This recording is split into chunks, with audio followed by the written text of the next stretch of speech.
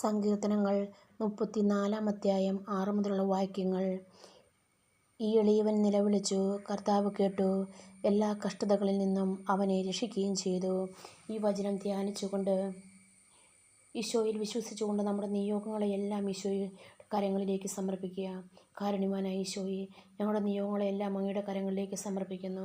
ഈശോയെ, അങ്ങ് ഞങ്ങളോട് അരുളിച്ചെയ്തിട്ടുണ്ടല്ലോ, ചോദിപ്പിൻ ലഭിക്കും, അന്വേഷിപ്പിൻ കണ്ടെത്തും, മുട്ടുപിൻ തുറക്കപ്പെടുമെന്ന്. ഈശോയെ, ഞങ്ങൾ ചോദിക്കുന്നു, ഞങ്ങളുടെ ആവശ്യങ്ങൾക്ക് അങ്ങ് ഉത്തരം അരുളണമേ. സ്നേഹപിതാവായ ദൈവമേ, അങ്ങയുടെ അനന്തമായ പരിപാലന ഞങ്ങളുടെ മേലും ഞങ്ങളുടെ കുടുംബത്തിൻ്റെ മേലും ഞങ്ങളുടെ മക്കളുടെ മേലും ജീവിത പങ്കാളിയുടെ മേലും ഞങ്ങളുടെ തൊഴിൽ സ്ഥാപനത്തിൻ്റെ മേലും ഈശോയെ, തൊഴിലിടങ്ങളുടെ മേലും ഞങ്ങളുമായി ഇടപെടുന്ന എല്ലാവരുടെ മേലും വർഷിക്കണമേ നാഥ.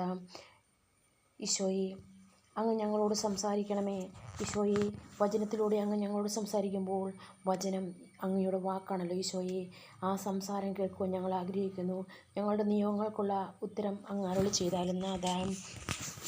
കണ്ണുകളടച്ച് നിയോഗങ്ങളെ സമർപ്പിച്ചുകൊണ്ട് നമുക്ക് നമ്മുടെ നിയോഗങ്ങളെ സമർപ്പിച്ച് വചനം എടുക്കാം. ബൈബിൾ തുറക്കുക. മർക്കോസിൻ്റെ സുവിശേഷം 1-ാം അധ്യായമാണ് നമുക്ക് കിട്ടിയത്.